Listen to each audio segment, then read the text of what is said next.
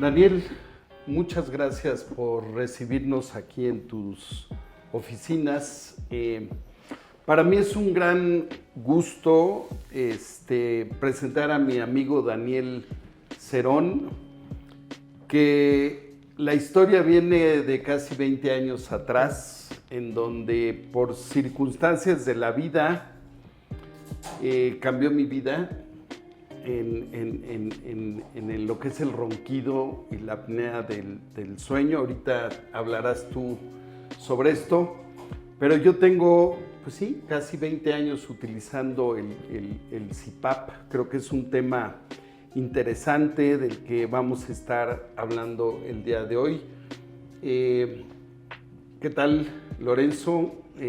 Nuevamente aquí. Gracias por estar. Al contrario, gracias por la invitación, Nasib, Lorenzo. Nos hubiera esperado para que esto hubiera sido el 8 de octubre y que fuera mi regalo. Realmente es muy, muy agradable recibir esta invitación para platicar de lo que ha sido mi vida los últimos 25 años, no, 30 años. 30 años. Y yo cuando te conocí pensé que eras médico, pero dinos brevemente tu historia y cómo estás metido en esto.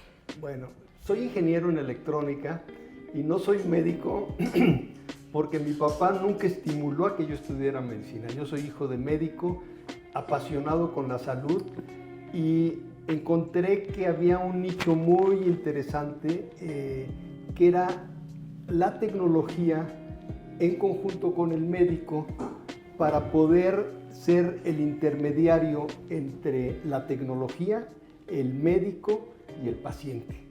Y pues esa ha sido mi vida profesional, y en 1996 conocí el uso del CPAP para el manejo de la apnea del sueño. Cuando unos amigos me hablaron, me dijeron: oye, Daniel, ¿quién hace sueño en México? ¿Qué es eso? No, pues mira, es una corriente en el mundo de la medicina que arranca en los 80s, en base a los estudios del doctor Sullivan, donde encuentra que la apnea del sueño, ¿sí?, tiene una solución, y la solución es el uso de máquinas de presión positiva.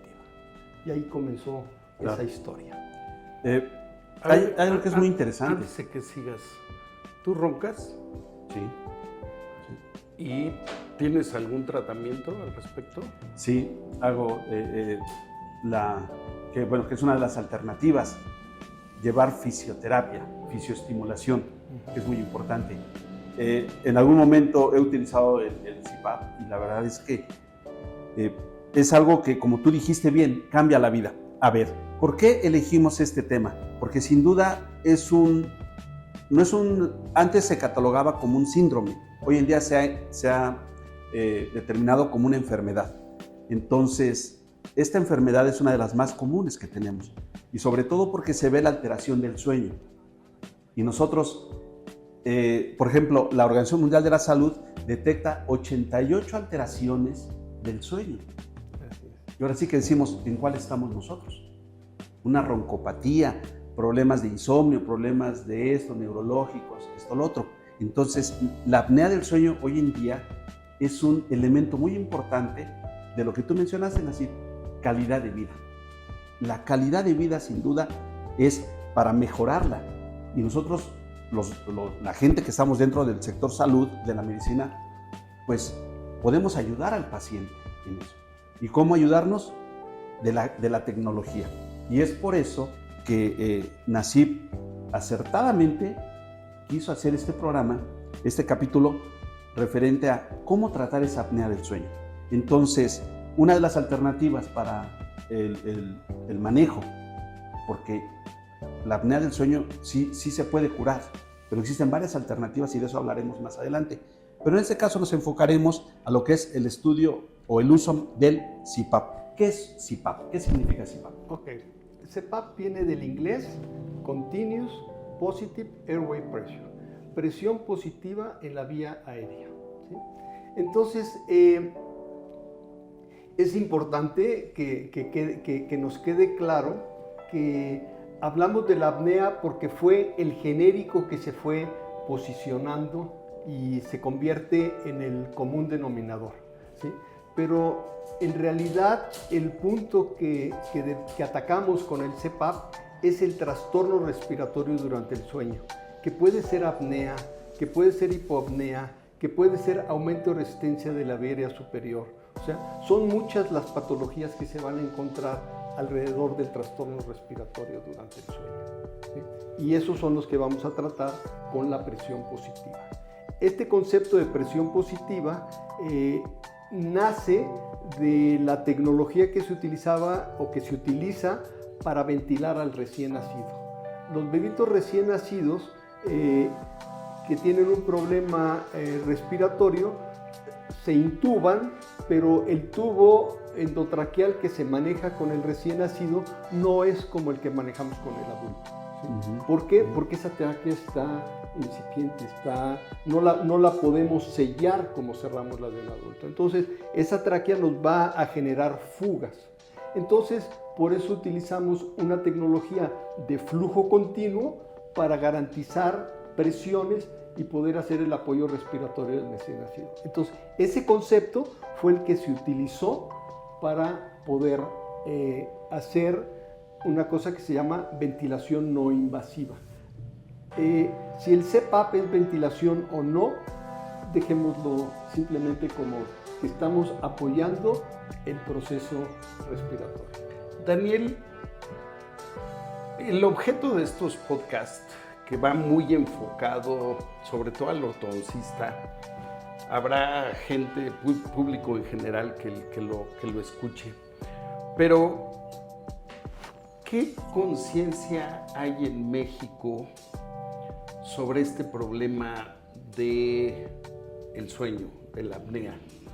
Tú que eres una persona que ha tenido 30 y tantos años en esto, ¿cómo lo ves? Bueno, te puedo decir que la revolución en esto apareció con la pandemia. La pandemia nos generó un confinamiento, una forma de vivir diferente, donde comenzamos a ser más conscientes del dormir.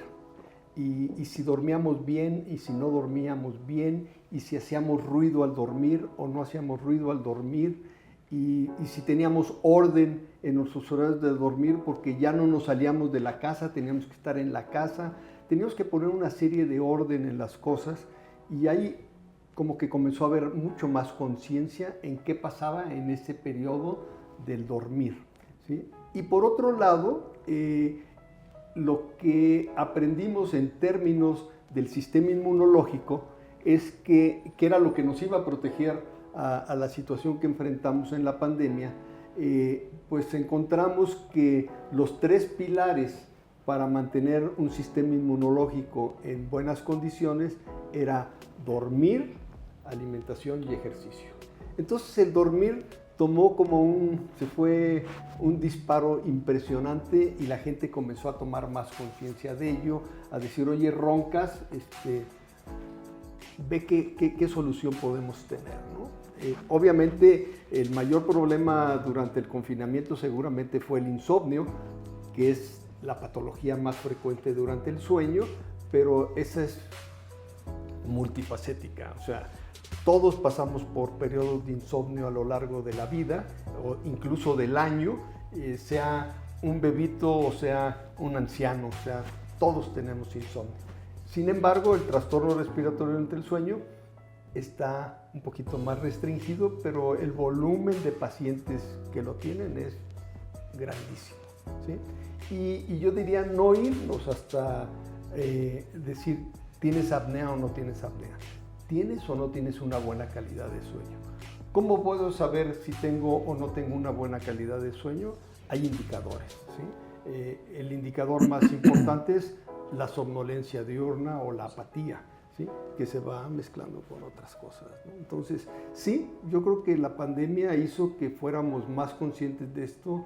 Ya el sector salud está más alerta de ello, aunque por ejemplo, un punto que es importante decirlo, la seguridad social en México cubre el problema del trastorno respiratorio durante el sueño, independientemente de qué tan complicado sea poder llegar a los niveles de salud en México. En la norma existe, ¿no? El Seguro Social hace estudios de sueño y proporciona a los derechohabientes el tratamiento de presión positiva, ¿no? Pero si me permites, Daniel, hay un problema y dijiste algo interesante, la cultura de saber cómo duermo, cómo descanso y cómo rindo durante el día. Así. Porque antes el indicador era, y tú me lo acabas de preguntar, ¿tú roncas? Y le preguntábamos a la esposa, oye, ¿yo ronco? Y todos los que roncamos decimos que no roncamos, porque somos los últimos en enterarnos, ¿no? Pero sin embargo los indicadores, que tenemos indicadores médicos, pues hacer quizás una polisomnografía, hacer una biometría hemática, de ver cómo están los niveles, esto, lo otro. Pero también los indicadores de cómo me siento, si me duermo al manejar, si en cuanto me siento luego quiero recargarme para dormirme. Eso es un indicador muy importante de decir, presento apnea.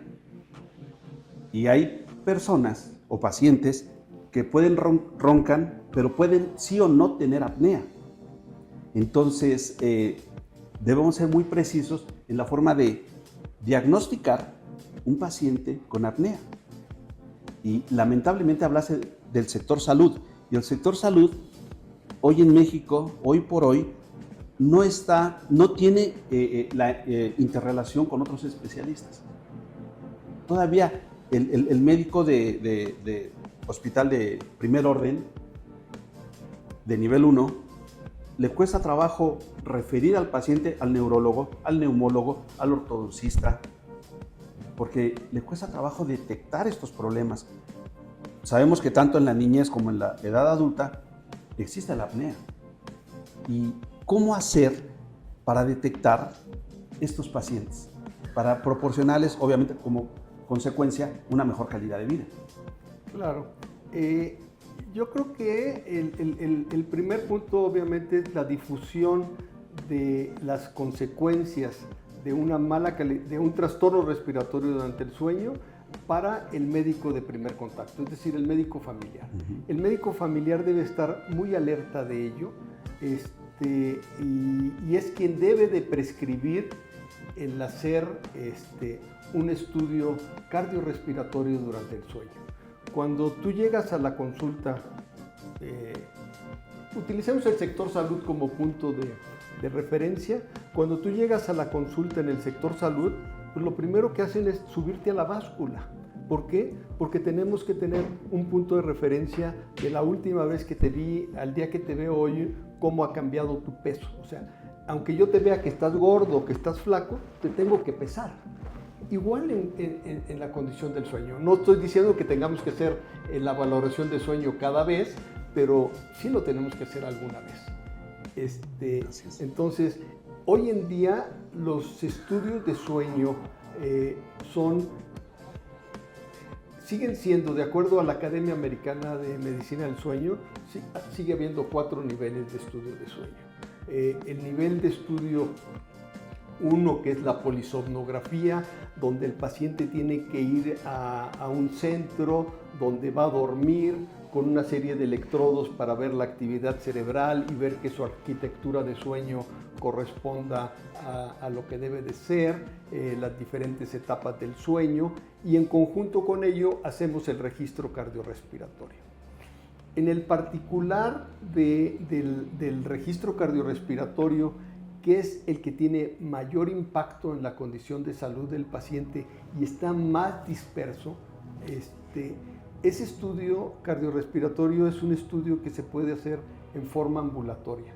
Es decir, el paciente puede dormir en su casa, ¿sí?, con una serie de sensores que nos van a medir su nivel de oxígeno en sangre, su frecuencia cardíaca y la forma en que está respirando. Con esos parámetros nosotros podemos hacer un análisis muy completo de qué es lo que está sucediendo con este individuo en conjunto con los cuestionarios. Los cuestionarios son un valor importantísimo. Yo no puedo valorar un registro de sueño, ¿sí?, si no tengo el cuestionario del paciente, ¿sí? Es como cuando tú tomas una placa y la ves y dices, bueno, ¿qué ves? Puedes decir lo que ves, pero tienes que haber conocido al paciente para que correlacionar lo que tú ves en esa placa con la condición de salud del paciente. Y lo mismo con el estudio de sueño. El estudio de sueño no es como mágico, oye, trae muchos problemas, te voy a mandar a hacer un estudio de sueño a ver qué sale. No, tengo la sospecha de que tienes esto, hagamos el estudio de sueño para ver si lo confirmamos y si lo confirmemos, darle tratamiento. Yo voy a poner el dedo en la llaga porque es lo que me doy cuenta. Una, el público en general, e inclusive muchos especialistas en ortodoncia, no le damos la importancia a las consecuencias que puede tener la distorsión o el que tengas apnea del sueño. Desde sociales, a ver, conozco gente que se ha divorciado por el ronquido, los cambios en el peso, que eres más propenso a lo mejor un infarto. Y claro, depende de cada persona. Y tú hablabas de los estudios. Entonces, me gustaría que nos dijeras primero, ¿cuáles son las consecuencias más graves que puede tener un paciente con apnea? Y dos, ¿qué estudios o dónde podemos ver esos cuestionarios o qué estudio es lo que se recomienda? Porque desde ahí empieza el choque, y lo hablábamos hace ratito, en donde los costos se empiezan a incrementar, hay que hacerle este estudio. En fin, me gustaría que hablaras un poquito de eso, Daniel, de esos dos puntos que creo que son importantes. Claro. La palabra costo siempre sale sobre la mesa y la gente dice, bueno, yo ya tengo ese problema, ahórrame el costo del estudio y vámonos al tratamiento. No es el caminito. Y yo les digo, oye, si tú llegas a una clínica para control de peso, te van a tener que subir forzosamente a la báscula. Tú no le puedes decir a la señorita o al especialista que te va a atender, oiga, pues no ve que estoy gordo. No, tengo que ver cuánto pesas. Igual tenemos que hacer estudios de sueño. Tenemos que registrar lo que está sucediendo en el estudio de sueño y lo primero es tener un cuestionario o la entrevista con el paciente para ver qué es lo que sospecho que tiene y dependiendo de ello saber qué tipo de estudio solicitar. Como les decía, existen, de acuerdo a la Academia Americana de Medicina del Sueño, 4 niveles y dependerá qué es lo que quiero ver. Generalmente hace muchos años, cuando esto comenzó, pues las clínicas de sueño tenían unas largas filas de espera porque pues, teníamos que hacerlos en una cama específica, con un equipo muy sofisticado, pero a medida que fue pasando el tiempo y se fue acumulando información, y en base a la información que obteníamos con esos estudios de nivel 1, pues se veía qué parte de ese estudio de nivel 1 era el importante para la toma de decisiones. Y eso le ha dado mucha fortaleza al estudio cardiorrespiratorio.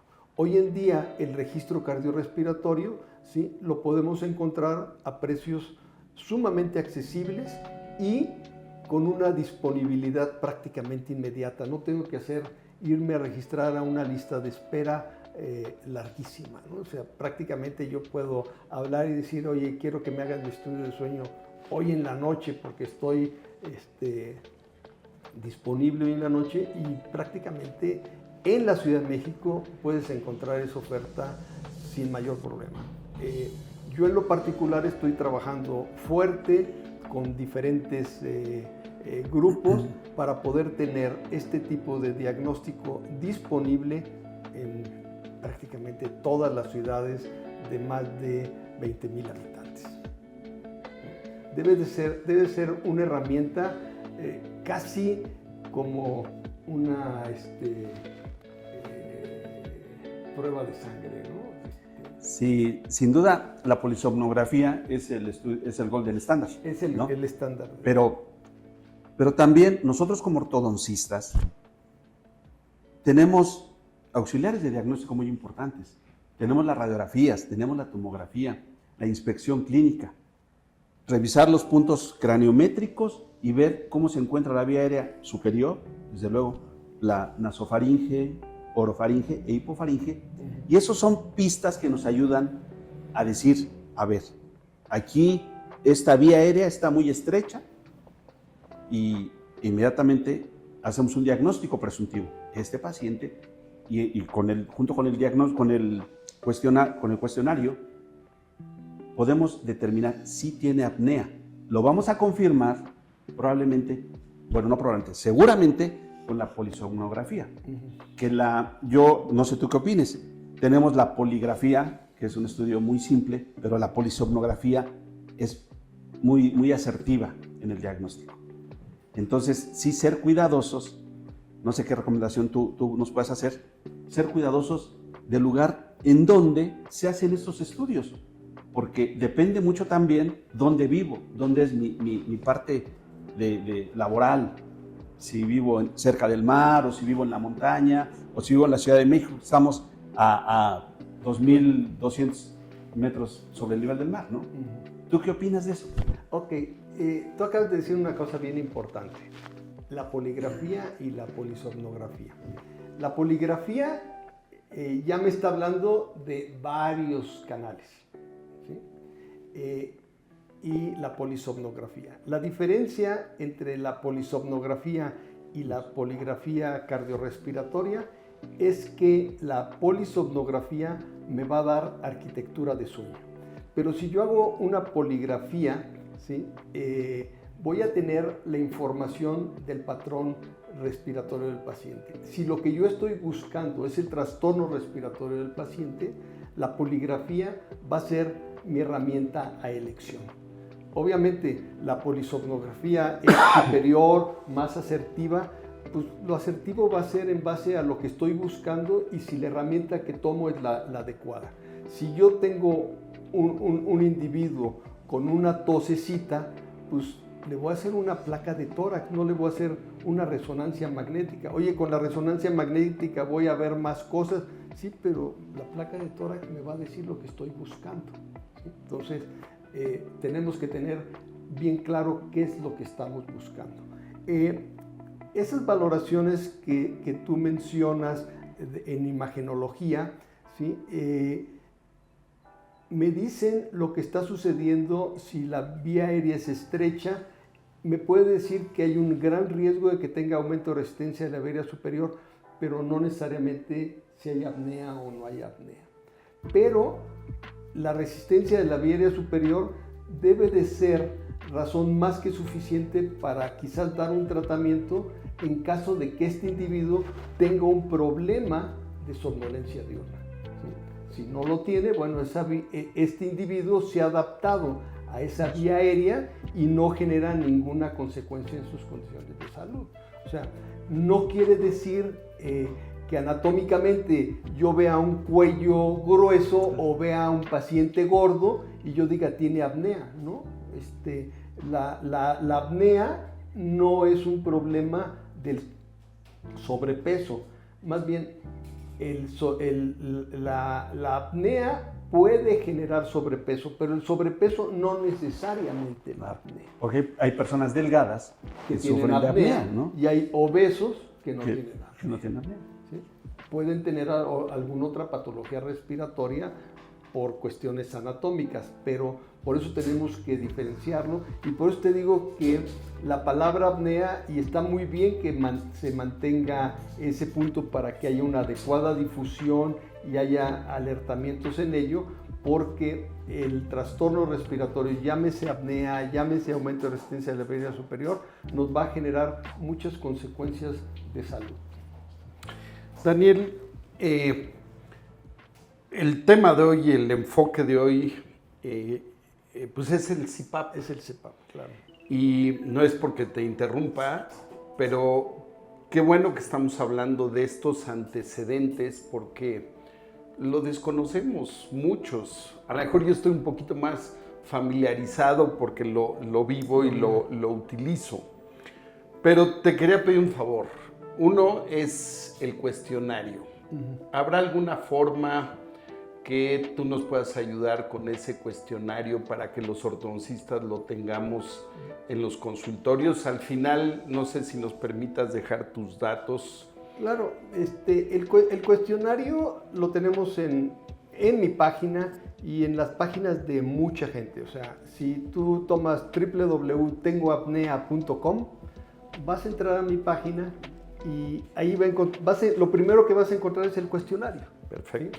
Y si tú contestas ese cuestionario nos va a llegar y nosotros, independientemente de lo que sea, te vamos a contestar y te vamos a decir cuál es tu condición para que vayas con tu médico de contacto, le comentes los resultados de ello y él, tu médico de contacto, que puede ser el ortodoncista, puede ser tu ginecólogo, puede ser quien sea el pediatra de tus hijos, ¿sí? Que lo valore y diga sí, efectivamente esto es real, porque puede ser que el médico no tenga un alertamiento de todos los días, pero cuando llegas y se lo pones sobre la mesa, pues sí lo vas a ver y sí vas a ver cómo debe actuar. Entonces él te dirá, ¿sabes qué? Sí, vete y hazte un estudio de sueño. ¿Puedes repetir la página? www.tengoapnea.com. Perfecto. Entonces es así como muy fácil.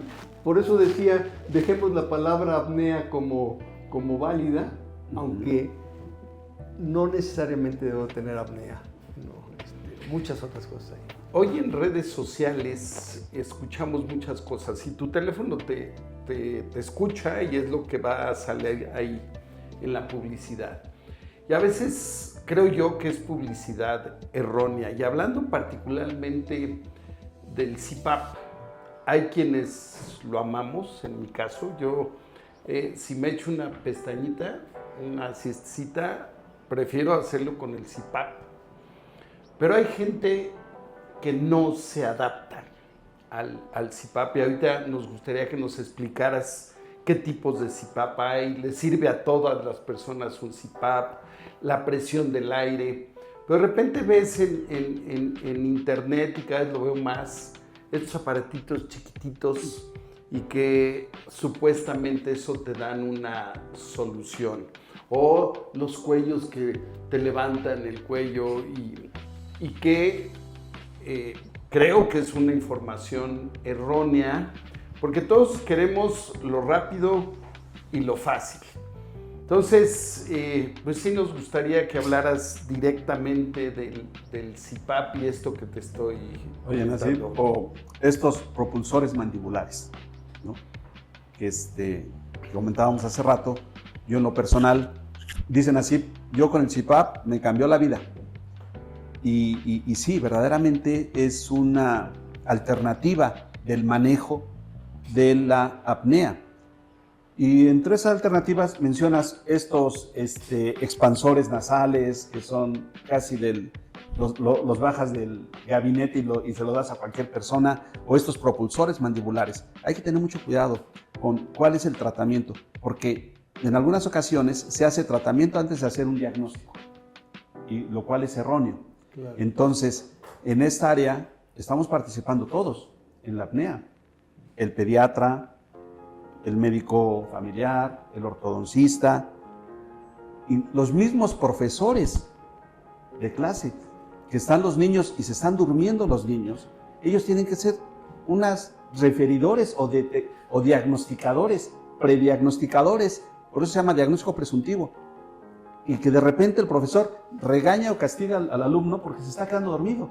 Y el niño se está quedando dormido porque no durmió, porque tuvo apnea del sueño. Así es. Entonces, nos vamos a enfocar hoy en día en este capítulo sobre el CPAP, que es la alternativa más frecuente en el manejo de eso. Porque bueno, hablando de tratamientos, es cirugía, es esto, es lo otro, es aquello. Excelente.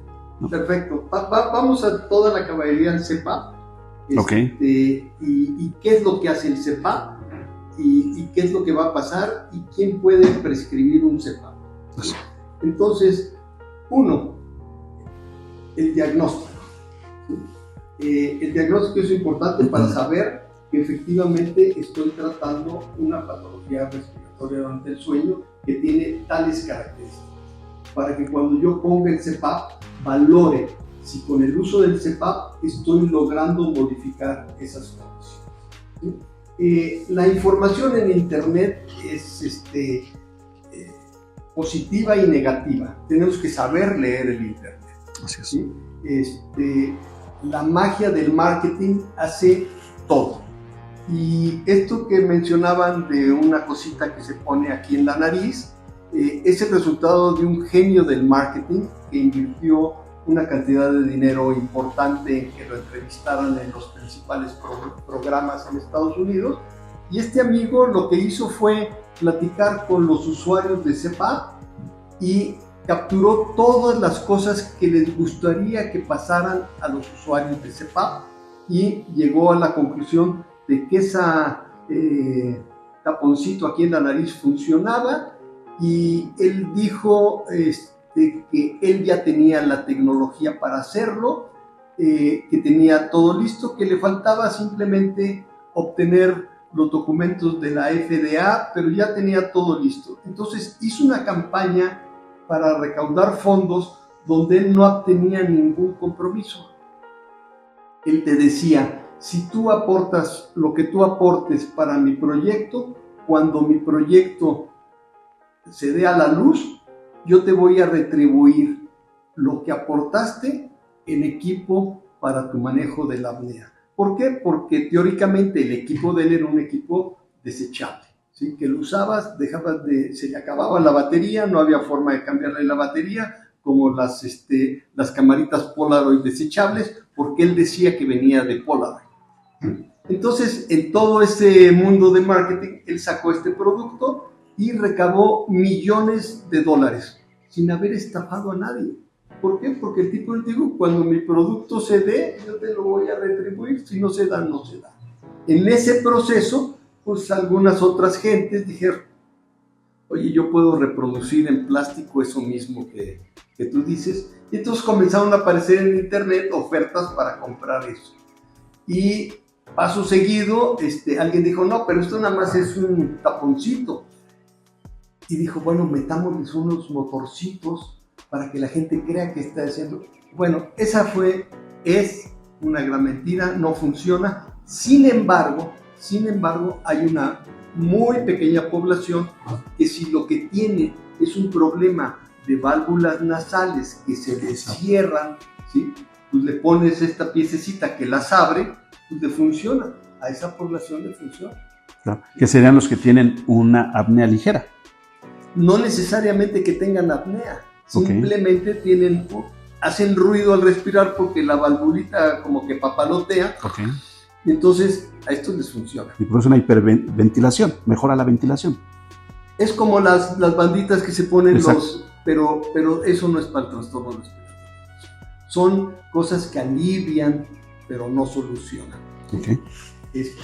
El CPAP, como les digo, el creador del concepto, el denominador del concepto fue el doctor Sullivan, que fue quien presentó sus trabajos para demostrar que con el CPAP mejoraba la saturación del paciente y estabilizaba su patrón respiratorio. Y entonces, ¿en qué consiste la máquina de CPAP? Es una corriente de aire continuo, por eso se llama CPAP, Continuous, que ese flujo me va a generar una presión que va a mantener perulizada la vía aérea. Voy a tener mi vía aérea desde aquí hasta acá perfectamente perulizada. Entonces, va a entrar el aire libremente dependiendo del movimiento diafragmático del paciente. O sea, el paciente va a ser el responsable de controlar su respiración. Lo único que vamos a asegurar es que la puerta de entrada del aire esté abierta. Si la puerta se cierra, pues ese aire no entra, mi saturación de oxígeno disminuye, entonces me falta oxígeno. El CPAP sí me va a dar oxígeno porque el aire tiene 21% de oxígeno. Entonces, al abrir esta puerta y entrar el aire, el CPAP lo hace con aire, garantizo el 21% para que a nivel alveolar tengamos el intercambio adecuado para que la saturación de oxígeno llegue a valores correctos. ¿Cómo vamos a saber qué pasa con un estudio? Tenemos que saber de qué tamaño es el compromiso del paciente para tener su saturación adecuada. ¿Qué pasa si cuando yo hago este estudio obviamente voy a encontrar valores de la saturación de oxígeno alteradas, ¿sí? Voy a poner el CPAP, entonces al poner el CPAP tengo que hacer un registro de control no tan sofisticado, pero sí al menos con la saturación de oxígeno y los parámetros mecánicos para ver las apneas si pasaron de un grave a un moderado o leve, a dónde pasaron, ¿sí? Y también el nivel de saturación de oxígeno. Pero si yo cuando hago esto veo que el nivel de saturación de oxígeno no está llegando a los valores adecuados, ahí sí tengo que consultar. Bueno, el médico tendrá en su caso consultar con el especialista, que podría ser el neumólogo, en caso de que la saturación de oxígeno no llegue a los valores adecuados, para ver qué otro tipo de patología tiene el paciente. Claro. No nada más decir, pues ponle oxígeno complementario, hay que ver por qué razón no está llegando a sus niveles correctos de saturación. Porque previamente debemos de saber si el paciente tiene una apnea central o una apnea obstructiva, o inclusive una mixta, y de ahí depende lo que comentas, el especialista, que puede ser el neumólogo, el neurólogo, que participa en una apnea central, y determinar, ahora sí, cuál es el tipo de aparato. El cardiólogo, sin duda. ¿Qué tipo de aparato va a necesitar y bajo qué características? Así es. O sea, no es, obviamente, vamos a tener una gama de pacientes de todos los tipos, ¿sí? Y todo eso, la única forma de saberlo es con los indicadores, ¿sí? Bueno, regresemos al equipo de presión positiva. Quise traer a la mesa los modelos para que veamos la evolución. Esto es... Los modelos sobre la mesa. Literal. Este fue de la familia de Sullivan, ¿sí? El equipo que traía ya toda la tecnología para tomar decisiones de cómo controlar la vía aérea. Ya este equipo no era simplemente un equipo de presión positiva. Antes de esta tecnología, durante el mismo estudio de la polisomnografía, ¿sí? Ya sea en una segunda noche o dividir la noche en una parte diagnóstica y luego una terapéutica, y ahí comenzó a haber mucha controversia y encarecer en la toma de decisiones, ¿sí? Sale esta propuesta del doctor Sullivan, o del grupo con el que trabaja el doctor Sullivan, que es un equipo que tiene un nivel de inteligencia. ¿De qué época estamos hablando? Aquí estamos hablando del 2000, o sea, de hace 4 años. Este equipo hacía una medición, comenzaba a tratar la vía aérea, ¿sí? Con 4 centímetros de agua, a tratar de abrir la vía aérea, y analizaba la curva respiratoria. Entonces, con lo que pasaba en esa curva respiratoria, lo primero que va a pasar cuando la vía aérea comienza a colapsarse, ¿sí? Es que esa curva ya no va a ser redondita, sino que va a tener una cierta deformación. Entonces tenemos un algoritmo que medía qué tanta era la deformación, y entonces para el siguiente ciclo inspiratorio iba a pasar un poquito más de presión para tratar de estabilizar esa vía aérea, ¿sí? Obviamente podía llegar a que se colapsaba totalmente la vía aérea y tenía una apnea. O sea, el equipo no tiene la capacidad de corregir todas las apneas. Intenta corregir la mayoría de las apneas para disminuir los periodos de hipoxia alternativa. Finalmente, el problema es las hipoxias alternativas. Entonces, este equipo inteligentemente comenzaba a verlo. Entonces ahí nace una nueva opción donde al paciente, ya confirmado el diagnóstico, se le mandaba a casa con una máquina de este tipo para que durmiera más de una noche, porque todas las noches van a ser diferentes. Hoy hice ejercicio, hoy no hice ejercicio, hoy comí esto otro, hoy tomé alcohol, hoy no tomé alcohol. Entonces ya hacíamos un esquema más dinámico de lo que sucedía, y con la información del equipo nos daba la información de cuál era el tratamiento adecuado para el paciente. Entonces esto fue en esa época, y con esta información se prescribía el equipo de CPAP, que es una presión continua durante toda la noche.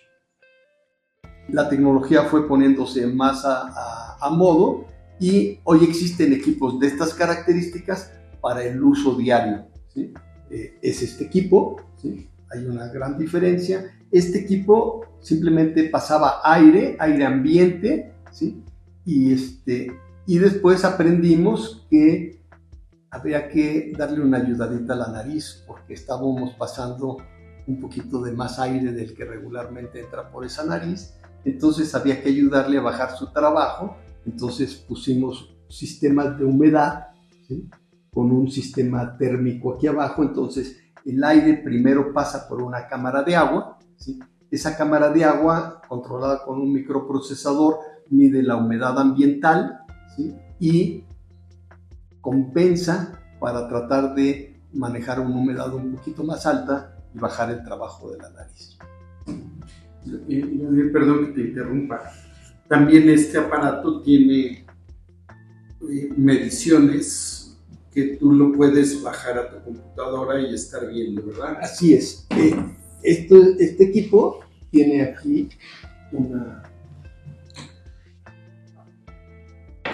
una tarjeta SD que me graba todo lo que está haciendo, ¿sí? Pero la gran revolución en el mundo del tratamiento de la apnea se dio con los sistemas de telecomunicaciones. Este equipo, esta generación de equipos, todos los días, en la mañana, 2 horas después de que te levantas, toman la información de la noche y la mandan a la nube, para que tu médico o el centro de tratamiento vea que tu tratamiento está siendo efectivo. Estamos logrando el objetivo. Hoy en día tenemos de estas tecnologías alrededor de 24,5 millones de pacientes en la nube que están subiendo sus datos diariamente. Esto nos permite muchísimas cosas. La más importante, creo yo, en este momento, además del día a día de control para el paciente, porque tenemos unos algoritmos que le mandan información al paciente de lo que tiene que corregir. Por ejemplo, si no se puso bien la mascarilla, le mandamos un mensaje diciéndole, oye, o no lavaste bien tu mascarilla, o tus accesorios para sujetar tu mascarilla ya no están funcionando, o estás excediendo los niveles de control, o no estás usando el equipo el tiempo adecuado. O sea, tenemos un coach que está cuidando la salud de sueño del paciente. Y en la tarjeta tenemos el mismo tipo de información para que otras tecnologías que no tienen la nube. Pero lo más importante de la nube es que en esa nube estamos viendo la respuesta de nuestro algoritmo con respecto a 24,5 millones de pacientes. Esto nos está dando una información para que la siguiente generación de equipos tenga inteligencia artificial. Que la toma de decisiones del algoritmo del equipo se enfoque más a tu calidad respiratoria durante el sueño. O sea, ya están trabajando en el futuro. Así es. Para ver cómo hacerlo más amigable a la hora de dormir. ¿Nos podrías enseñar cómo se usa el aparato, por favor? Claro. El equipo, les decía, es una maquinita de presión. Burdamente, ¿sí? Es una aspiradora conectada al revés, pero no es tan ello. O sea, una aspiradora muy sofisticada. Okay. Entonces, esta va a aventar aire por aquí. Uh-huh. Si yo necesito, por alguna razón, enriquecer ese aire con más oxígeno, Aquí le inyecto oxígeno complementario y modifico la fracción inspirada de oxígeno. Okay. Ahora, Daniel, perdón que te interrumpa. Y para que le quede claro, esto no te cura la apnea, No. sino evita que la tengas. Porque de repente me han preguntado, oye, ¿y durante cuántos meses tengo Así que es. usarlo para que se me quite la apnea? Que es un concepto erróneo, ¿no? Claro. Estos equipos de presión positiva son equivalentes a mis lentes. Mis lentes, mientras yo los tengo puestos, corrigen la deformación de mi vista y veo bien. Me los quito y ya no veo. Entonces, el CPAP, por eso es importante ese monitoreo que les digo. Ver que efectivamente el CPAP siga cumpliendo con su tarea día a día, que no haya habido cambios. Entonces, sí, lo tengo que utilizar de por vida. A lo que sabemos hoy todavía, sí. ¿Qué pase? Todo mundo, si les digo que nosotros tenemos en la nube 24,5 millones de pacientes, la preocupación para ver otras alternativas es... De hecho, cuando Sullivan sale con esta tecnología que decía que le daba viabilidad a la vía aérea, el cirujano general dijo, oye, pues yo me meto corto y te hago eso mismo, ¿sí? Pues es una visión un poco parcial, porque si hay alguna malformación, hay algo que esté mal, pues sí puedes ir y quitarlo. Pero si lo que pasa es que esa vía aérea es colapsable, pues quirúrgicamente no puedes hacer nada, ¿sí? Pero con estimulación eléctrica quizás se pueda evitar ese colapso. Hay mucha investigación en ello, con alguna sustancia que evite que durante la fase de atonía muscular esta región no entre en él. O sea, hay investigación toda. Todos quisiéramos no dormir con la mascarilla, porque bueno, esta salida de aire de aquí, ¿sí? ¿Cómo la voy a meter a mi vía aérea? ¿Sí? Si mi vía aérea es funcional, es decir, aquí estamos en el mundo del otorrino, si mis cornetes me permiten respirar libremente, ¿sí? Voy a poder utilizar una mascarilla nasal. La voy a desarmar para que se vea lo que va a conectarse en mi cara, ¿sí? Y voy a tener esto aquí, y aquí va a entrar el aire y yo voy a mantener mi boca cerrada para que sea un único circuito. Aquí tengo un puerto de exhalación donde va a salir el dióxido de carbono, porque cuando yo respiro meto aire fresco, exhalo, suelto dióxido de carbono. Entonces aquí yo voy a meter aire fresco y aquí hay unas perforacioncitas para que cuando yo exhale salga el dióxido de carbono y se vaya a la atmósfera. Entonces aquí yo tengo una mascarilla. Pero ¿qué pasa si mi nariz no me da todo lo que requiero? Hay mucha gente que dice, bueno, que en la noche no se respira por la boca. Así han vivido toda su vida, entonces piensan que eso es lo fisiológico. Lo fisiológico obviamente es la nariz, porque la nariz tiene funciones muy importantes, como lo mencionábamos, por eso le pusimos este sistema de humedad para apoyarla un poco. La nariz va a filtrar y va a humidificar, y además tiene la función en la nariz por el contacto de la mucosa de generar algunas otras sustancias que son importantes para mantener adecuadamente mi vía aérea, ¿no? Como el óxido nítrico que generamos para que no haya inflamación. ¿Sabes qué? Yo a mis pacientes o así, colegas o amigos, les digo que la nariz es como la puerta de la entrada de una casa. Uno entra a una casa por la puerta, pero también podemos entrar por la ventana, y la ventana es la boca. Entonces hay quien se acostumbra a entrar por la ventana, a jalar aire por la boca, bueno, o que no se acostumbre, es una necesidad, a lo mejor una desviación del septo nasal, como decías, una hipertrofia de cornetes, que obliga a respirar por la boca. Y son pacientes que, entre comillas, están adaptados para dormir, pero están teniendo mala calidad de vida. Claro. Porque hay algo, fíjate, Nasib, hay algo que yo les digo a mis pacientes. A mí me interesa saber cómo duermen, pero más, cómo despiertan. ¿Cómo amaneció ese paciente? Y bueno, y tú lo ves, tú usas este aparato y sabes que, bueno, ese, ¿ya lo actualizaste?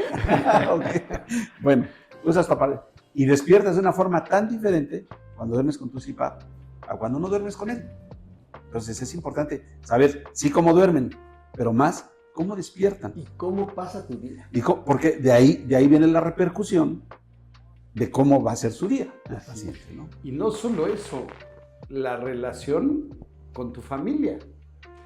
Cuando mis hijos estaban más chicos y salíamos de viaje, lo primero que me decían, papá, tu aparatito, porque si no, no dormían, ¿no? Íbamos a algún lugar y no dormían del ronquido. Entonces se vuelve una necesidad. Pero, a ver, te interrumpimos con lo de las mascarillas. Entonces, aquí, enséñanos cómo aquí estamos, trabaja. Esto que dices de entrar por la puerta y entrar por la ventana, yo cambiaría la ventana en entrar por el garage.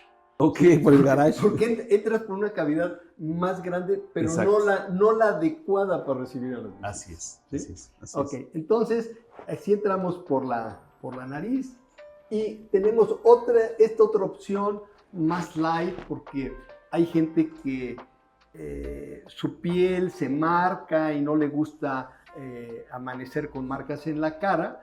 Tenemos esta que entra en las fosas nasales. ¿Sí? Esa es la que yo uso. Es más light, cómoda. Me permite dormir casi boca abajo, o sea, tiene sus ventajas, ¿sí? Pero, por ejemplo, no es decir, bueno, entonces si yo respiro por la nariz, escojo esta. Todo lo tenemos que valorar. O sea, no podemos decir, esta es la más cómoda, esta es la más incómoda, como los zapatos. O sea, no estos zapatos, los tengo que probar. Tengo que ver cuál es el que se adapta a mí. Y cuando el paciente no satisface su necesidad respiratoria por la nariz o que tiene algún problema, por ejemplo, de falta de piezas dentales, mandíbula pequeña. Hay pacientes, nosotros vemos muchos pacientes con micrognatia o retrognatia, y eso hace que se colapse la orofaringe y el paciente se ahoga. Y se ahoga porque, a ver, yo digo una frase: los pacientes se mueren durante la noche.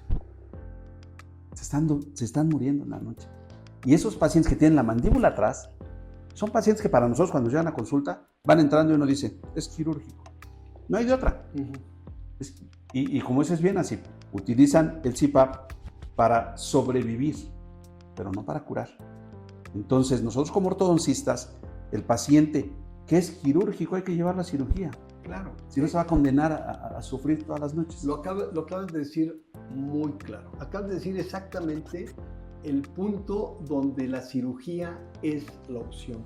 Tengo una malformación evidente, la tengo que corregir. Y ya corregida, tengo que volver a valorar para ver si ya estás respirando adecuadamente. Pero bueno, o pacientes que se relajan tanto que abren su boca y no podemos mantenerla cerrada a pesar de diferentes opciones, tenemos que utilizar una conexión donde tengamos nariz y boca dentro de nuestra área de confort. No, y hay pacientes, que lo vemos mucho nosotros, que aparte de tener una mordida, una mandíbula cortita, que les llamamos respiradores bucales, tienen una mordida abierta y para juntar los labios tienen que forzarlo. Y cuando están relajados, pues van a tener su boca abierta y inconscientemente están respirando más por la boca, inconscientemente relajan los labios y no la pueden tener completamente cerrada. Y dentro de estas opciones de tener la nariz y la boca dentro de una can, hay muchísimas opciones. Tenemos esta opción que me libera esta zona. Entonces aquí tengo mi nariz y aquí tengo mi boca. Ok. Entonces yo creo que así como evolucionaron los equipos, evolucionaron las interfaces para conectarse al paciente, ¿sí? Los materiales, y cuando el paciente dice, no, hombre, es que yo no voy a poder dormir con ello, y tenemos su estudio de sueño, es que no sabes lo que es dormir. Sí. Cuando sepas lo que seguro. es dormir, vas a estar encantado de tener esto. Dormir y descansar, ¿Sí? sin duda. Entonces, esta es una de tantas opciones. ¿Cuánto pesa el equipo? Bueno, ¿Qué si, será? si queremos, no lo vas a estar cargando, No, está en tu buró. Este es el de casa. Ese es el que está en tu buró. Sí. Y si vas a viajar, pues vas a usar este Utilizas equipo, ese. que tanto este equipo como este equipo van a terminar en una interfase. La interfase es común para cualquiera de estas opciones, ¿sí? Creo que el punto importante donde el paciente tiene que tomar su decisión es en la interfase, ¿sí? El equipo, si viajo mucho, esta es mi opción. Okay. ¿Sí? Pero no esta es como mi opción de siempre, porque la pregunta común, oye, ¿por qué este chiquitito puede hacer lo mismo que ese? ¿Tiene la misma fuerza que ese? Sí. Oye, entonces, ¿por qué lo haces tan grande? Bueno, es que este tiene este tamaño porque además tengo una serie de sistemas para amortiguar el ruido. ¿Por qué? Porque tengo una turbina, ¿sí? Tiene un pequeño nivel de ruido, ¿sí? No tiene nivel de ruido. O sea, la primera pregunta es, oye, ¿ya hace ruido? No, ningún equipo tiene que hacer ruido. Tenemos un cierto nivel de ruido, pero está pensado para viajar, ¿sí? Si lo uso en el avión, el ruido ambiental es tal que el sonido de sí. Te lo permiten Claro, usar en el avión. Todos nuestros equipos, ¿sí?, tienen la denominación RTA, ¿sí?, para poder ser utilizados arriba del avión. Fíjate que yo, hablando de eso y para la gente que lo usa, yo normalmente, sobre todo en un viaje largo, lo conecto. Pero en una ocasión no me dejaron conectarlo y les mencioné, a ver, esto es... Y no pude. ¿Qué puedes decir? Y qué bueno que sale esto al tema, porque hasta el capitán vino y yo me molesté, le dije, lo espanté, no le digo, a ver, entonces si me pasa algo, le digo, porque esto no me da la suficiente, usted va a ser responsable. Claro. Ese argumento yo recomiendo no usarlo, y menos antes de subirte al avión, porque te dicen, si dependes de esto para vivir, no te dejo subir a mi aeronave porque te vas a morir, ¿no? Yo creo que ha de haber sido gente con, no sé hace cuánto tiempo fue. Hoy en día es muy raro que eso te suceda. No sé cuántos capitanes usan el CPAP.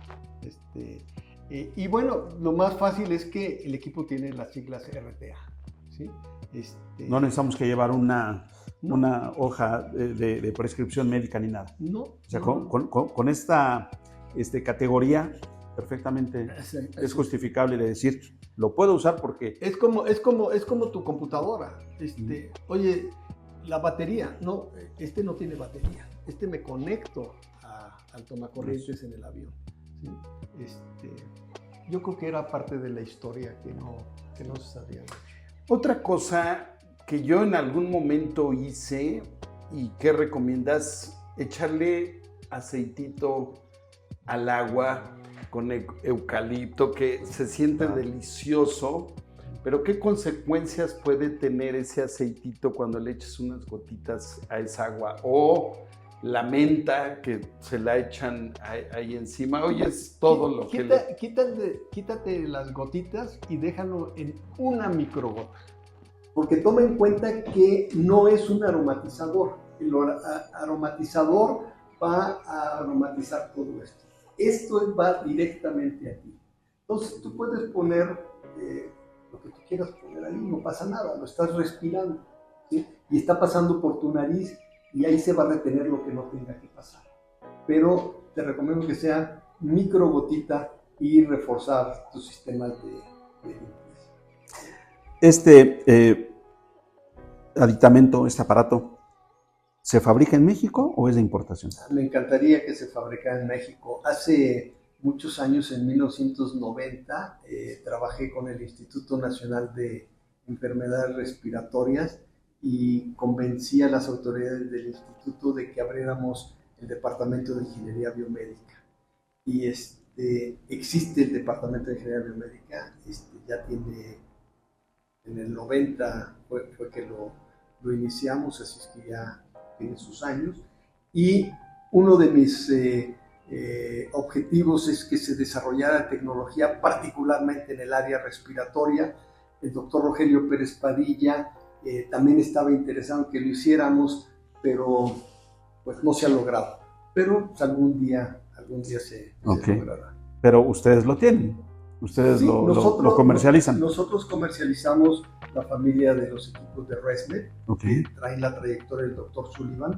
Este es el modelo S10, la S de Sullivan. En los Estados Unidos ya estamos comercializando el S11. En México todavía no, por las razones de COFEPRIS. Y es importante no tener equipos que estén validados por la autoridad sanitaria en México. ¿Por qué? Porque es la que nos puede avalar para garantizar que tenga adecuadas refracciones, que tenga mantenimiento mi equipo, ¿sí? Yo puedo comprar un equipo que no tenga la certificación de COFEPRIS y pues estoy saltándome al mecanismo, como su nombre lo dice, Comisión Federal de Protección de Riesgos Sanitarios. Oye, Daniel, se me está ocurriendo algo así. Esto no lo habíamos comentado. ¿Qué te parece si a las personas que se suscriban a nuestro canal se le puede hacer un trato especial? No digas cuál, no digas cuánto, no digas nada, pero un trato especial a la gente que se suscriba con nosotros en el canal. La respuesta es sí. En tu canal está enfocado a médicos, entonces el trato especial será lo que sea necesario para vincularlos a esta aventura de tratar el trastorno respiratorio. No es como uno de usuarios en general que decimos, oye, pues te hago el cuestionario y te doy la primera visita gratis. No. En el caso de la gente, es un trato especial para que se metan en esta aventura. Esta aventura necesita muchos modelos sobre la mesa. Necesita muchos modelos sobre la mesa. Y la verdad es que, lamentablemente el tiempo se nos está acabando y pudiéramos hablar demasiado de apnea y de las alternativas de tratamiento o de contención de esta enfermedad, porque es una enfermedad y que lamentablemente no es tan conocida como debiera ser. Sí, yo, si ya estamos casi llegando al final, cerraría diciendo que esto de lo que hemos hablado el día de hoy es la enfermedad del paciente sano. Lo tiene quien cree que no lo tiene. No, y es bien cierto, y desafortunadamente yo siento que se le da muy poca importancia. Hay mucha ignorancia al respecto, y pues ojalá esta no sea la última, es la primera, pero ojalá podamos tener otra oportunidad, porque es un tema muy extenso, que no solo para el especialista en ortodoncia, sino al público en general. Sí, o sea, muchísimas gracias, la Daniel. Gente que se inscribe, aquí se me ocurre lo primero ya de entrada. Sugieran de qué quieren que entremos a lo específico y entramos. O sea, esto fue como un general, y podemos ya irnos a puntos específicos. Cuando tú comienzas a bombardear preguntas de estas, pues te vas desviando. Es complicado en tan poco tiempo poder explicar, entender esta enfermedad y su tratamiento, el diagnóstico, el tratamiento, y por eso vamos a necesitar más información, sin duda, ¿no? Claro. Y esta introducción grande que se hizo, la verdad es muy interesante, y saber que el acceso es inmediato. Tenemos un dispositivo que nos va a mejorar nuestra calidad de vida, y la calidad de vida, como lo dijiste así, de la gente que nos rodea, de la familia, de la gente con quien trabajamos, de cómo nos sentimos, porque hay algo que no mencionamos. Uno de las grandes consecuencias de padecer apnea obstructiva son los accidentes. Y de eso hay bastante. Las cifras, lamentablemente, van en aumento porque nos ponemos nosotros en riesgo, pero también ponemos en riesgo a la familia con quien andamos. Y a quien no tiene culpa, y a quien no tiene nuestro culpa. camino. Que alguien va manejando, se queda dormido y produce fatalidades. No, y la importancia del dormir, el dormir bien, Claro, que claro, es como claro. el alimentarte bien. Así Y es. esta es una de las alternativas y aquí públicamente te doy las gracias porque a lo mejor por eso sigo aquí, ¿no? El poder dormir hace una gran diferencia. Daniel, pues nuevamente, Gracias por la oportunidad de compartir mi vida, porque una vez tuve una invitación a un cargo público y le dije al funcionario, mira, no lo puedo hacer porque esto me va a quitar el sueño. No creas que es tan complicado, no, me quite el sueño, yo me dedico al sueño y no lo quiero dejar. Y fue cierto, no, creo que aquí haces aportas más a la gente que a lo mejor en un cargo público, ¿no? ¿Nos autorizas poner tus datos Por favor. en el podcast Por para favor. que el que tenga alguna duda, lo que sea, pues te contacte directamente? Claro. Daniel, pues muchas gracias por todo. Muchas gracias. Fue muy Lorenzo, muchas enriquecedor la charla que tuvimos. Esperemos que a ustedes les haya gustado y que sin duda hay que investigar, hay que estudiar mucho sobre esto. Es algo que le viene bien a nuestros queridos pacientes. Y los que no se dedican a la salud, pues hay que investigar, hay que ver cómo duermen, cómo despiertan, cómo se sienten durante el día. Y la intención es mejorar la calidad de vida. Gracias, muchas gracias, y nos vemos en el siguiente capítulo. Hasta luego.